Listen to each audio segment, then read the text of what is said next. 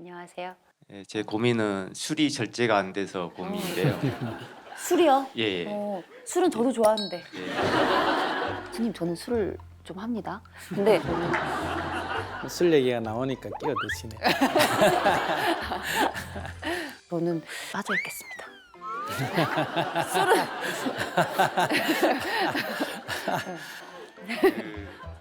술이 한 방울이라도 입에 들어가면 피해를 좀 줍니다.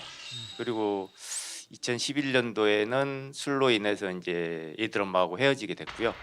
그래서 정신과 가서 이제 술을 끊어보겠다 마음을 먹고 네. 알코올 억제제 처방도 받아서 약을 먹었는데 술을 끊기 위해서 약 처방을 받았는데 네.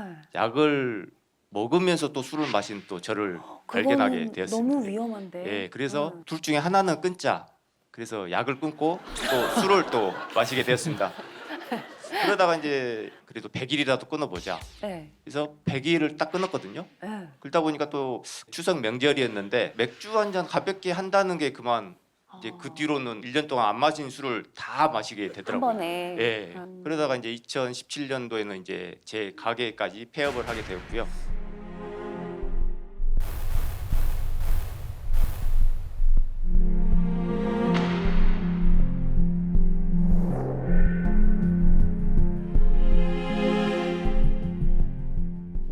정말 꽂고 싶은데 잘 안 된다.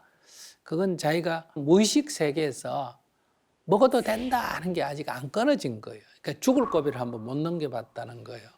그러니까 정말 끊으려면 전기 충격기를 사와서 술을 내가 먹으면 한 번씩 찔러서 한번 까무라치고 이렇게 한 5번 내지 10번만 하면 이렇게 몸이 자기가 살아야 되기 때문에 반응을 해요. 그러니까 그렇게 굳이 그럴 필요가 뭐 있어. 아, 이거는 천하가 다 먹어도 내 몸에는, 내 체질에는 독이다. 이렇게 딱 정리를 해버리는 게 제일 좋고, 술 자체는 그냥 음식이에요. 음식인데, 근데 음식 중에 적당하게 먹으면 몸에 좋은데, 술을 먹고 취기에 이른다 그러면 그것은 어리석은 행동이에요. 나쁘다보다도 어리석다. 그런데 남에게 손해를 끼친다. 때린다든지 뺏는다든지 추행을 한다 해서 남에게 손해, 남에게 피해를 주면 이제 사회적으로 나쁜 행동이 되는 거예요. 그 나쁜 행동은 도에 지나치면 이제 처벌을 받아야 되는 거거든요. 근데 질문자의 얘기는 그걸 넘어서서 이게 자제가 안 되는 거예요. 그럼 말씀 들어보면 그건 알코올 중독이라고 하는 알코올 중독 센터 치료도 그러니까 안 되는데 병에 들어가거든요. 예. 그 병에 들어가면 그건 먹으면 안 되죠. 그거는 이미 자기는 그것을 스스로 통제할 자제력을 잃은 사람이기 때문에 먹으면 안 되는 거예요. 좀 먹어도 되는 게 아니고 그럼 제가 100일 100일이 문제가 아니라 죽을 때까지 먹으면 안 되는 거예요. 그런데 이제 그게 잘 안 된다. 잘 안 된다 그러면 이제 먹고 또 행패 피우고 먹고 행패 피우고 이러면서 이제 자기 인생을 이렇게 괴롭게 사는 거죠. 뭐 달리 방법이 있겠어요. 뭐 그 독을 잡고 먹는 습관이 있다 그러면 이제 뭐 먹고 죽든지 안 죽으려면 이제 그런 더 센 강한 자극을 줘서 자기를 보호하든지 그런 길밖에 없을 거는. 알겠습니다. 감사합니다. 네. 다음 사연자분은 네, 안녕하세요. 예, 예. 저는 좀 평상시에 궁금한 게 굉장히 많아요, 스님.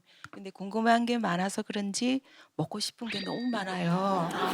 그리고 이 세상에 보면 맛있는 음식들이 요즘에 너무 많이 나오잖아요. 근데 그런 거 보면 못 참아요. 그냥 꼭 먹어야 되고 딱 자려고 누우면 이 앞에서 이렇게 치킨 다리가 왔다 갔다 하고 떡볶이도 왔다 갔다 하고 아이스크림 뭐 이게 매일매일 다르게 나타나요. 근데 그게 문제는 생각했으면 그치는 게 아니라 그걸 꼭 먹어줘야 된다는 거. 근데 그날 못 먹으면 그 다음 날에도 꼭 먹어줘야지 이게 해소가 되거든요. 매운 음식을 너무 좋아하니까 먹고 나서 속 쓰려서 막 이런 때도 있거든요. 괜찮아요.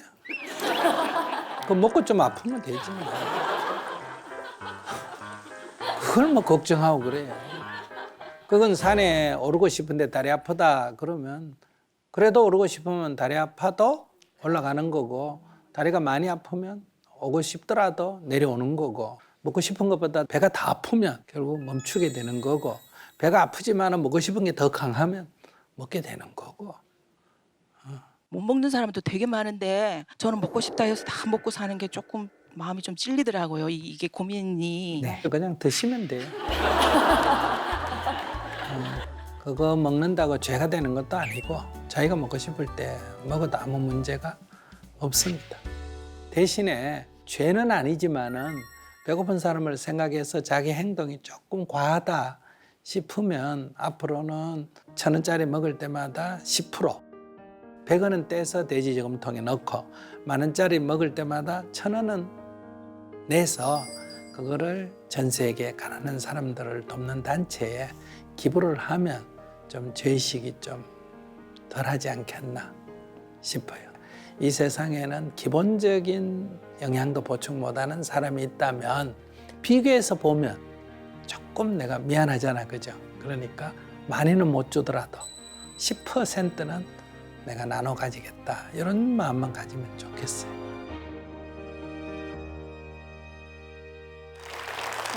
다음 사연자분은 저는 청년들의 20대에 대한 고민을 스님께 조언을 구하고자 했는데요.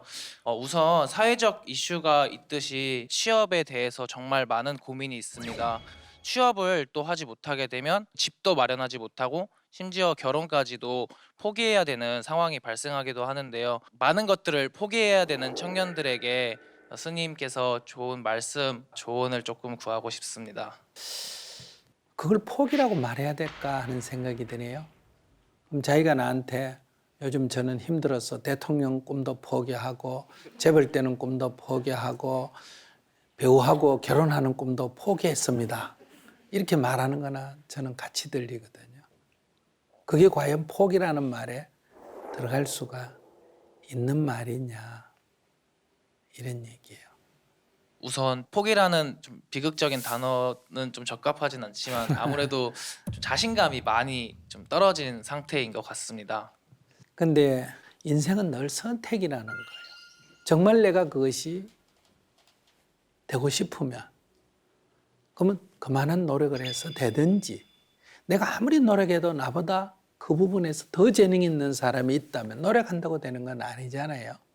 그러면 포기라기보다는 내가 방향을 바꿔야 된다는 거예요. 근데 그걸 내가 능력이 부족하다 이렇게 생각하는 것은 본인을 너무 과대평가했기 때문에 본인에 대해서 좌절을 하게 되거든요. 만약에 지금 제가 TV를 보다가 100m를 10초에 달리는 선수를 봤어요. 그래서 제가 오늘부터 야 나도 한번 해보자. 이래가지고 제가 100일 훈련한다고 되겠어요? 1000일 훈련한다고 되겠어요? 그럼 난 능력이 없고 재능이 없는 사람인가? 나는 포기해야 되는가? 이거 자체가 안 맞는 얘기예요. 제일 중요한 건 내가 먼저 100m를 뛰어봐야 돼요. 뛰어보니까 25초 나왔어. 그러면 내가 23초를 목표로 해가지고 100일간 훈련을 하거나 1년간 훈련을 한다면 가능하겠죠. 그것이 성취가 되면 자존감이 생기는 되네. 그래서 다시 그러면 22초를 한번 해보자. 그것도 또 성취가 될 수가 있어요. 이렇게 가능한 어떤 목표를 세우고 노력을 해서 성취를 하면 점점 자존감이 생겨요. 즉 내가 20초를 달려도 나는 벌써 5번이나 성취한 자존감이 있고 어떤 사람은 10초를 목표로 하기 때문에 실제로 그 사람 테스트하면 13초가 나오는데도 어때요? 한 번도 이루어보지 못했다 나는. 이런 좌절을 가질 수가 있다. 그러니까 좌절과 자존은 어떤 객관적 지표에서 오는 게 아닙니다. 본인이 무엇을 목표로 하느냐에 따라서 생기는 문제거든요. 근데 젊은이들이 다 그렇게 좋은 직장이라고 말하는 수백만 원을 받는 직장을 구한다는 건 우리 사회에 그런 직장이 없는데 어떻게? 그런 직장이 없는데 그걸 다 원한다면 결국은 소수는 되고 나머지 다수는 안 될 수밖에 없다는 거죠. 그래서 우리는 그런 기회를 찾아서 도전은 해볼 수 있지만은 도전해서 안 됐다고 좌절하거나 내가 능력이 부족한 건 아니라는 거예요. 제가 100m에 도전했다고 안 된다고 내가 능력이 부족한 건 아니죠. 그 부분은 내가 좀 자질이 좀 부족하다 이렇게 말할 수 있죠. 이제 이런 관점을 가지고 우리가 대응을 해야지 그냥 자기 원하는 목표 세워놓고 그거 안 된다고 자학하거나 세상에 불만하는 것은 저는 해결책이 안 되지 않느냐. 우리 젊은이들 다 똑똑합니다. 여러분들 요 앉아있는 분들 보면. 그 자질이 부족한 건 아니에요. 지금 조건이 이렇게 돼 있다는 거예요. 제일 안정된 직장은 스님이 되는 거예요.